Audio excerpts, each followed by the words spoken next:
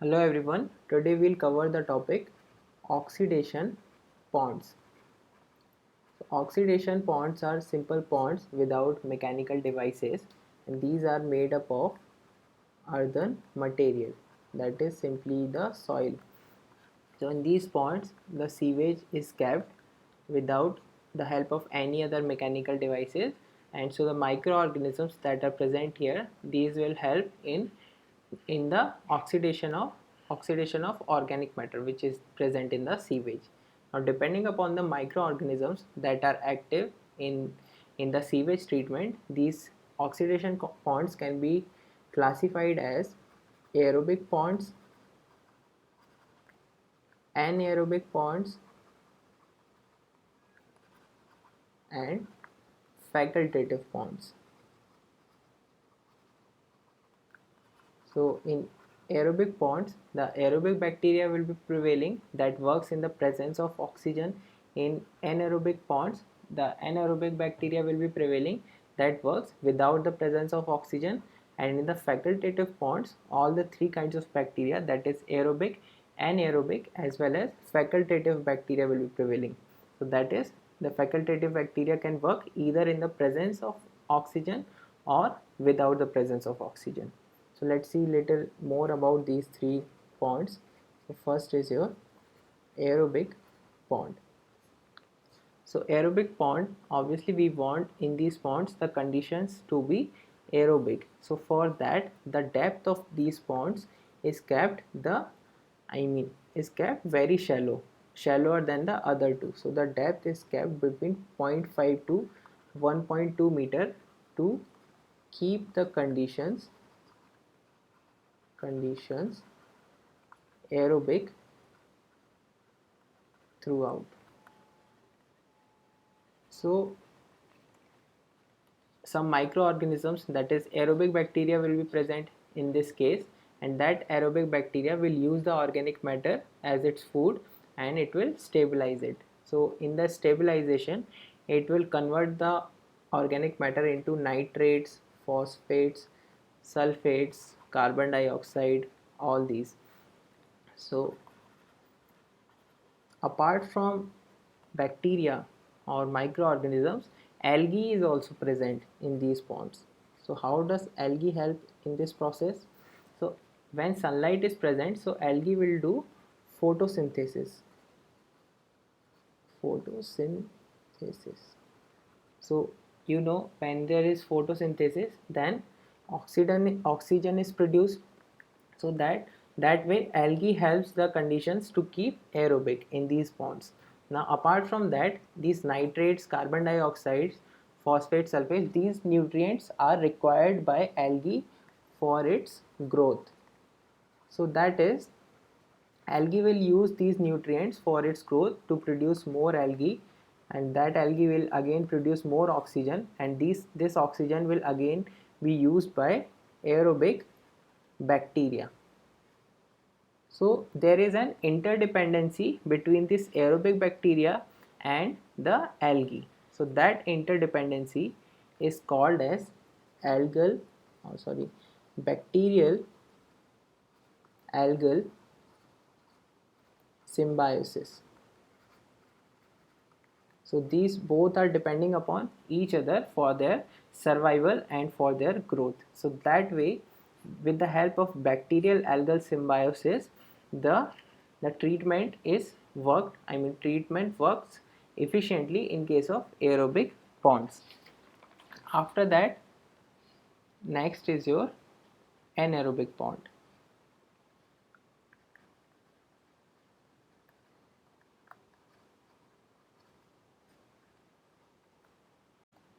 So in case of anaerobic ponds, we can keep the depth on the higher side. So the depth is between 2.5 to 5 meter here, and only a top layer of this pond will be of aerobic nature, because obviously it is in the contact of atmosphere.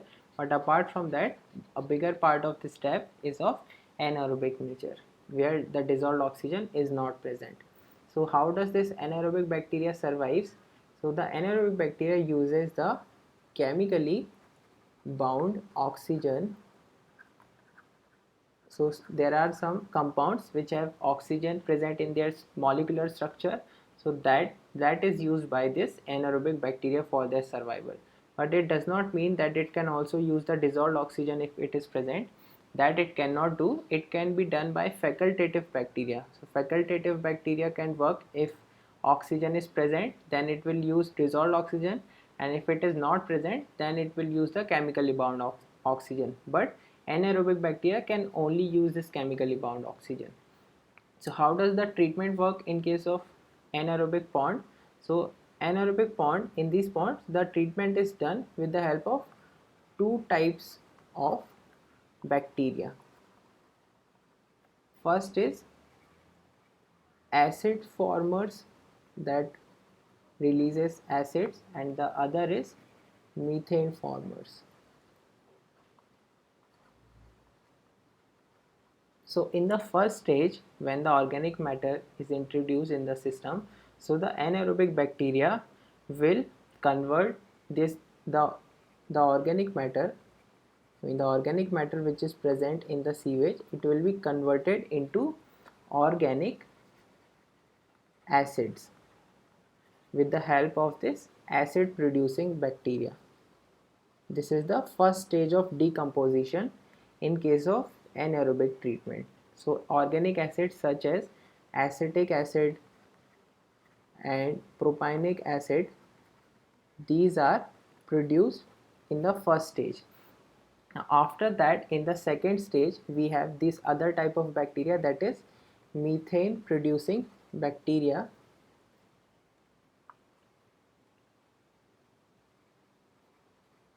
Methane producers, you can say. So these bacteria will use the organic acids,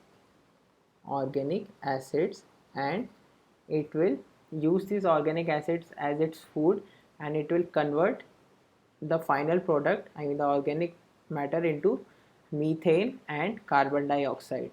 Apart from that, water is also produced. So here this methane is being produced, that is of I mean it is used for producing energy. So in case of biogas treatment, the anaerobic type of decomposition is used. So that is about your anaerobic pond. But if there is, I mean first of all, just let me tell once more that here decomposition happens in two stages. In the first stage, the acid producing bacteria uses the organic matter and it converts the organic matter into organic acids, and in the second stage the methane producing bacteria uses this organic acids and converts this into methane, carbon dioxide and water. So in this case, in case of anaerobic ponds, it cannot handle shock loading. Shock loading cannot be handled because this methane producing bacteria, it is very sensitive to the amount of acid. That is, if you increase the organic loading suddenly, then more acid will be produced, and then if more acid will be produced, this acid is being used by methane producing bacteria. But if more acid is produced, then suddenly it cannot adapt to that change of more acid. So that is, in case of anaerobic ponds, it cannot handle the shock loading. That is about your anaerobic ponds, some important points. And the last one is your facultative pond. So among the three, facultative pond is the one which is used most in the practical sense, because generally if you make a pond, it will have all the three bacteria. In the upper layer it will have the aerobic bacteria, and in the middle layer it will have facultative bacteria, and in the bottom layer it will have the anaerobic bacteria. So depends upon the depth also. So in this case the depth is kept between, you can say between the aerobic and anaerobic, that is 1 to 2 meter or 1.5 to 2 meter depth. So here in the top part, aerobic bacteria works for the treatment, at the bottom part anaerobic bacteria works, and in the middle facultative bacteria will help in the treatment of sewage. So mixing does not take place so that the dissolved oxygen can transfer between the layers, because the depth is more here. Due to the depth, you can say, due to depth, mixing does not take place. So how does the treatment work? So whatever suspended solids, if there are present, so suspended solids and the organic matter which will be bioflocculated with the help of this aerobic layer, that is, in the aerobic layer aerobic bacteria is present. Aerobic bacteria, it will help to bioflocculate the organic matter, the organic matter, that is, if some matter is in soluble condition, so whatever bacteria is present here, it will give the surface for that organic matter. So organic matter will come on the surface. I mean, if it is in the dissolved state, then also it will be used by this bacteria, so that it will form a bigger flock in some time with the help of these different bacteria. Then it can settle. So after this is your bioflocculation. So this will reach to the bottom of the tank, and if some suspended organic matter is there, then also that will also reach in the bottom layer. So in the bottom layer, your the bacteria, I mean, in the anaerobic pond, what we talked about, your methane producing bacteria will be there, methane producing bacteria, and that will use these organic matter and it will convert it into methane gas.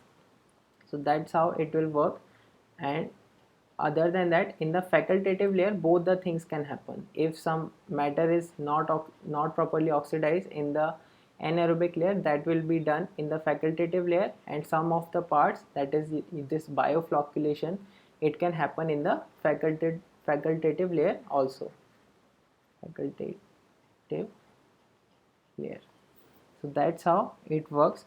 So in the aerobic layer, apart from microorganisms, as we talked earlier, algae will also be present, and the similar process what we talked earlier will take place. But what is other benefit of having a aerobic layer on the top? The odor is reduced. Odor is considerably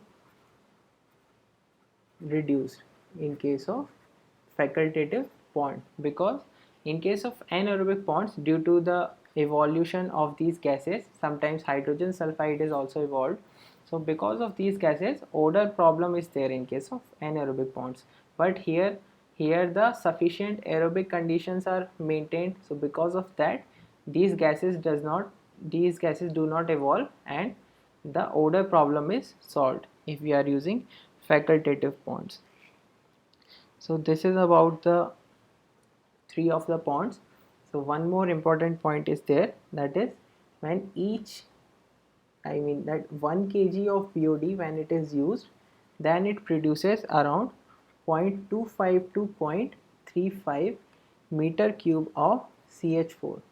So this is, I think it is important from the point of view of biogas. If biogas plant has to be made, then this point comes into picture, but it has been asked somewhere, I think, so that's why I mentioned it here. So that's about some of the important points about these oxidation ponds. Thank you.